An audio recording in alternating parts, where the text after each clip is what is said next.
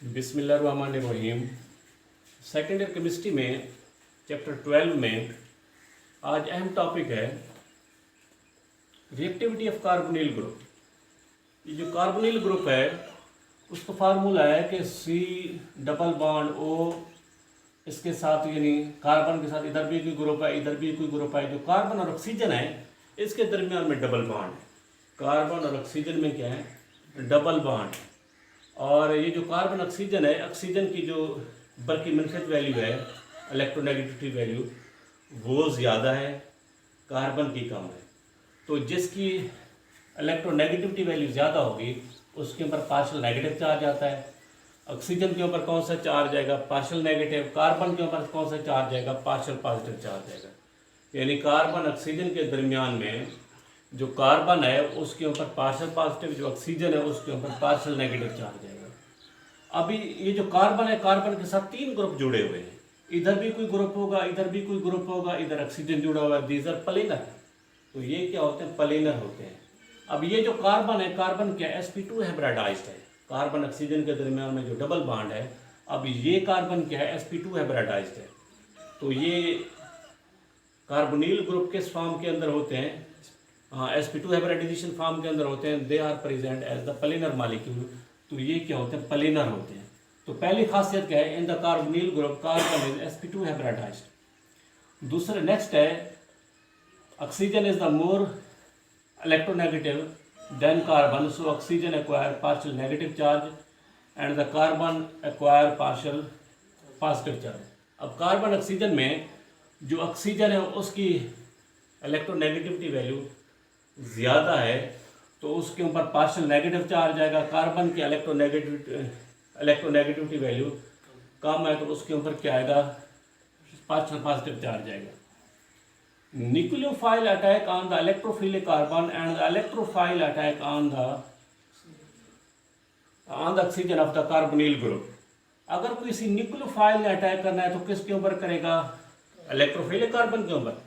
अगर किसी इलेक्ट्रोफाइल ने अटैक करना है तो वो किसके ऊपर करेगा, ऑक्सीजन के ऊपर करेगा। कार्बोनिल ग्रुप में जो ऑक्सीजन है उसके ऊपर इलेक्ट्रोफाइल अटैक करेगा, जो इलेक्ट्रोफिलिक कार्बन है उसके ऊपर कोई न्यूक्लियोफाइल अटैक करेगा। अब ये रिएक्शन 2 किस्म के हो सकते हैं। ये एसिड कैटालाइज भी हो सकते हैं, बेस कैटालाइज भी हो सकते हैं। अगर ये रिएक्शन एसिड कैटालाइज्ड हैं तो ये कैसे वक़ू पज़ीर होंगे, कार्बोनिल ग्रुप को जब हाइड्रोजन आयन के साथ मिलाते हैं। अब हाइड्रोजन आयन क्या है, एसिड है। जब इनका रिएक्शन होता है, अब ऑक्सीजन के ऊपर क्या है, पार्शियल नेगेटिव चार्ज है। अब इसका ये किसके साथ रिएक्ट करता है, हाइड्रोजन आयन के साथ रिएक्ट करता है। तो ऑक्सीजन एक इलेक्ट्रॉन का जुड़ा किसको देता है, हाइड्रोजन आयन को देता है। ऑक्सीजन और हाइड्रोजन आयन के दरमियान में कोऑर्डिनेट कोवेलेंट बॉन्ड पैदा होता है तो ऑक्सीजन के ऊपर क्या आएगा, प्लस चार्ज आएगा। अब नेक्स्ट स्टेप ये होगा कि कार्बन ऑक्सीजन के दरमियान में जो पाई बॉन्ड है वो किसके ऊपर ट्रांसफर होता है, ऑक्सीजन के ऊपर ट्रांसफर होता है। तो अब ये जो कार्बन है उसके ऊपर फुली पॉजिटिव चार्ज पैदा हो गया है। अब इस कार्बन को देखें और इस कार्बन को देखें। अब ये जो कार्बन है उसके ऊपर कौन सा चार्ज है, पार्शियल पॉजिटिव। अब ये जो कार्बन है उसके ऊपर कौन सा चार्ज है, फुली पॉजिटिव चार्ज है। इसके ऊपर इलेक्ट्रॉन की ज़्यादा कमी नहीं है, लेकिन ये जो कार्बन है उसके ऊपर इलेक्ट्रॉन की ज़्यादा कमी हो गई है। इसके ऊपर न्यूक्लियोफाइल इजीली अटैक नहीं कर सकता, इसके ऊपर न्यूक्लियोफाइल इजीली अटैक करता है। इसके ऊपर जब न्यूक्लियोफाइल अटैक करेगा तो इसका रेट स्लो हो जाएगा। इसके ऊपर जब न्यूक्लियोफाइल अटैक करेगा तो इसका रेट क्या हो जाएगा, फास्ट हो जाएगा। क्यों फास्ट होता है, क्योंकि ये जो इलेक्ट्रोफिलिक कार्बन है उसके ऊपर इलेक्ट्रॉन की ज़्यादा डेफिशिएंसी पैदा हो गई है। More intense character of the electrophilic character are the created on this carbon atom. Next है कि electrophilic character of the carbonyl carbon increases. अगर ये एसिड कैटालाइज्ड हैं तो एसिड कैटालाइज से क्या होता है कि जो कार्बोनिल ग्रुप में जो कार्बन है उसके ऊपर इलेक्ट्रोफिलिक कैरेक्टर इंक्रीज होता है। यानी पार्शियल पॉजिटिव चार्ज से ये क्या हो जाता है, फुली पॉजिटिव चार्ज पैदा हो जाता है। इसके बाद में बेस कैटालाइज्ड। ये जो बेस कैटालाइज्ड हैं इनको किसके ऊपर अटैक करेंगे, जो न्यूक्लियोफिलिक रिएजेंट है उसके ऊपर अटैक करता है। अब फर्ज करें ये जो HNU है ये क्या न्यूक्लियोफिलिक रिएजेंट है, इसके ऊपर बेस अटैक करेगा। बेस क्या है, OH है। ये OH किसके ऊपर अटैक करेगा, जो हाइड्रोजन आयन है उसके ऊपर अटैक करता है तो H और NU के दरमियान में जो सिग्मा बॉन्ड है ये किसके ऊपर ट्रांसफर होता है, न्यूक्लियोफाइल के ऊपर ट्रांसफर होता है। अब इस न्यूक्लियोफाइल को देखें और इस न्यूक्लियोफाइल को देखें, ज़्यादा रिएक्टिव न्यूक्लियोफाइल ये है और ये न्यूक्लियोफाइल क्या है, लेस रिएक्टिव न्यूक्लियोफाइल है। तो बेस कैटालाइज का काम ये होता है it convert into less reactive nucleophile into more reactive nucleophile. ये बेस कैटालाइज का काम क्या होता है कि these are convert into less reactive nucleophile into more reactive nucleophile. अब ये जो न्यूक्लियोफाइल है ये इलेक्ट्रॉन इजीली डोनेट कर सकता है। अब ये जो न्यूक्लियोफिलिक रिएजेंट है ये इलेक्ट्रॉन इजीली डोनेट नहीं कर सकता, इस वजह से these are less reactive nucleophile, these are more reactive nucleophile. अब ये जो मोर रिएक्टिव न्यूक्लियोफाइल है ये किसी इलेक्ट्रोफिलिक कार्बन के ऊपर अटैक करता है, तो कार्बन ऑक्सीजन के दरमियान में जो पाई है वो ऑक्सीजन के ऊपर ट्रांसफर होता है। अब ये क्या बन जाएगा, न्यूक्लियोफिलिक बन जाएगा। वाटर में जो हाइड्रोजन आयन है वो क्या बन जाएगा, इलेक्ट्रोफिलिक। ये ऑक्सीजन ये हाइड्रोजन आयन के ऊपर अटैक करेगा तो ये क्या बन जाएगा, OH बन जाएगा और इसके साथ हाइड्रोक्सिल आयन निकलेगा बेस। ये बेस दोबारा न्यूक्लियोफिलिक रिएजेंट के ऊपर अटैक करेगा तो दोबारा ये प्रोसेस होता जाएगा। इसके बाद है factor affecting the carbonyl group. दो फैक्टर ज़्यादा है। मैं पहला फैक्टर क्या है, स्टीरिक इफेक्ट। स्टीरिक इफेक्ट ये होता है कि कार्बोनिल कार्बन के साथ जो अटैच ग्रुप है वो स्मॉलर साइज है, बिगर साइज है। अगर ये स्मॉलर साइज है तो न्यूक्लियोफाइल इस इलेक्ट्रोफिलिक कार्बन के ऊपर इजीली अटैक करता है। अगर इस इलेक्ट्रोफिलिक कार्बन के साथ अटैच ग्रुप बिगर आ गए तो न्यूक्लियोफिलिक रिएजेंट इजीली अटैक नहीं कर सकता। अब इस कार्बोनिल ग्रुप को देखें, इसमें इधर हाइड्रोजन है, इधर हाइड्रोजन है। इसको देखें, इधर मिथाइल है, इधर हाइड्रोजन है।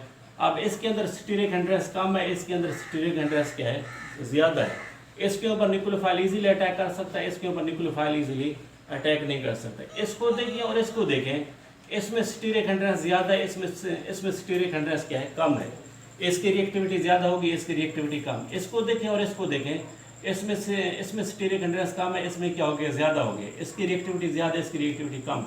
इसको देखें और इसको देखें, इसमें स्टीरिक एंड्रेस कम है, इसमें क्या हो गया, ज़्यादा हो गया। इसकी रिएक्टिविटी ज़्यादा है, इसकी रिएक्टिविटी क्या है, कम है। इसके बाद है इलेक्ट्रॉन डोनेटिंग और इलेक्ट्रॉन विदड्रॉइंग ग्रुप। अगर कार्बोनिल ग्रुप के साथ जो कार्बन है उसके साथ अटैच ग्रुप अगर इलेक्ट्रॉन डोनेटिंग है तो ये जो इलेक्ट्रॉन डोनेटिंग ग्रुप होते हैं इसकी खासियत ये होती है कि ये जो इलेक्ट्रोफिलिक कार्बन है उसको ये इलेक्ट्रॉन क्या करते हैं, डोनेट करते हैं। तो कार्बन के ऊपर कौन सा चार्ज है, पार्शियल पॉजिटिव चार्ज है। जब ये इलेक्ट्रॉन को डोनेट करते हैं तो पार्शियल पॉजिटिव चार्ज की जो इंटेंसिटी है वो क्या हो जाएगी, लेस हो जाएगी। यहाँ पर जो इलेक्ट्रोफिलिक कैरेक्टर होगा वो लेस पैदा हो जाएगा, लेस प्रोड्यूस्ड। तो इसके ऊपर कोई न्यूक्लियोफाइल इजीली अटैक नहीं कर सकता। न्यूक्लियोफाइल तो वहाँ पर अटैक करता है जहाँ पर इलेक्ट्रोफिलिक कैरेक्टर होता है। जितना ज़्यादा इलेक्ट्रोफिलिक कैरेक्टर होगा अटैक ऑफ न्यूक्लियोफाइल उतना ज़्यादा होता है, उसका रेट उतना ज़्यादा फास्ट होता है। अब इसके ऊपर कोई जो रेट होगा वो क्या हो जाएगा, स्लो हो जाएगा। नीचे वाले कंपाउंड के अंदर देखें, इसमें इलेक्ट्रोफिलिक कार्बन के साथ दो नाइट्रो ग्रुप आ गए। अब ये नाइट्रो ग्रुप क्या है, इलेक्ट्रॉन विदड्रॉइंग ग्रुप होते हैं। अब ये जो नाइट्रो है ये भी कार्बन से इलेक्ट्रॉन को विदड्रॉ करता है, ये भी कार्बन से क्या करता है, इलेक्ट्रॉन को विदड्रॉ करता है। तो जो कार्बन के ऊपर इलेक्ट्रोफिलिक कैरेक्टर था वो बढ़ जाएगा, वो क्या होगा, बढ़ जाएगा। अब ये जो कार्बन होगा इसके ऊपर more intense of the electrophilic character are produce. अब इस कार्बन के ऊपर इलेक्ट्रोफिलिक कैरेक्टर ज़्यादा पैदा हो जाएगा तो इसके ऊपर न्यूक्लियोफाइल आसानी से अटैक कर सकता है, इसके ऊपर न्यूक्लियोफाइल आसानी से अटैक नहीं कर सकता। तो इसका मतलब ये हुआ कि अगर कार्बोनिल ग्रुप में जो कार्बन के साथ अगर attach group electron donating group होते हैं तो उसके ऊपर electrophilic character are less produce, उसका रेट क्या हो जाएगा, स्लो हो जाएगा। अगर कार्बोनिल ग्रुप में attach group electron withdrawing group होते हैं तो इलेक्ट्रोफिलिक कार्बन के ऊपर जो कैरेक्टर है वो ज़्यादा पैदा हो जाता है तो उसका रेट क्या हो जाएगा, फास्ट हो जाएगा। तो आज हमने क्या पढ़ा है, रिएक्टिविटी ऑफ कार्बोनिल ग्रुप पढ़ा है कि कार्बन ऑक्सीजन के दरमियान में डबल बॉन्ड होता है और कार्बन क्या होती है, sp2 एवराडाइज्ड है। कार्बन ऑक्सीजन में अब ये जो कार्बन है ये क्या है, इलेक्ट्रोफिलिक कैरेक्टर रखता है। ऑक्सीजन क्या होता है, न्यूक्लियोफिलिक कैरेक्टर रखता है। अगर किसी न्यूक्लियोफाइल ने अटैक करना है तो वो किसके ऊपर करेगा, इलेक्ट्रोफिलिक कार्बन के ऊपर। अगर किसी न्यूक्लियोफाइल ने अटैक करना है इलेक्ट्रोफिलिक कार्बन के ऊपर। अगर किसी इलेक्ट्रोफाइल ने अटैक करना है तो ये न्यूक्लियोफिलिक ऑक्सीजन के ऊपर अटैक करेगा। अगर ये रिएक्शन एसिड कैटालाइज या बेस कैटालाइज की मौजूदगी में होते हैं तो उसके नतीजे में ये क्या होता है, रेट ऑफ रिएक्शन क्या हो जाता है, फास्ट हो जाता है। और इसके दो फैक्टर हमने पढ़े हैं, स्टीरिक इफेक्ट पढ़ा है, इलेक्ट्रॉन डोनेटिंग और इलेक्ट्रॉन विथड्रॉइंग ग्रुप। अगर कार्बोनिल ग्रुप में स्टीरिक इफेक्ट है, अब जैसे ये मॉलिक्यूल है और ये मॉलिक्यूल है, तो जिसके अंदर स्टीरिक इफेक्ट ज़्यादा होगा उसका रेट स्लो हो जाएगा, जिसके अंदर स्टीरिक इफेक्ट कम होगा तो उसका रेट क्या हो जाएगा, फास्ट हो जाएगा। अगर किसी मॉलिक्यूल में इलेक्ट्रॉन डोनेटिंग ग्रुप है तो उसका रेट क्या हो जाएगा, स्लो हो जाएगा। अगर किसी मॉलिक्यूल में इलेक्ट्रॉन विथड्रॉइंग ग्रुप होते हैं तो उसका रेट क्या हो जाएगा, फास्ट होगा। जैसे इस मॉलिक्यूल के अंदर क्या है, इलेक्ट्रॉन विथड्रॉइंग ग्रुप होते हैं और इस मॉलिक्यूल के अंदर क्या है, इलेक्ट्रॉन डोनेटिंग ग्रुप है। तो जिसमें इलेक्ट्रॉन विथड्रॉइंग ग्रुप होते हैं कार्बोनिल ग्रुप में, तो उसका रेट फास्ट क्यों होता है क्योंकि उसके ऊपर इलेक्ट्रोफिलिक कैरेक्टर की जो इंटेंसिटी है वो ज़्यादा हो जाती है।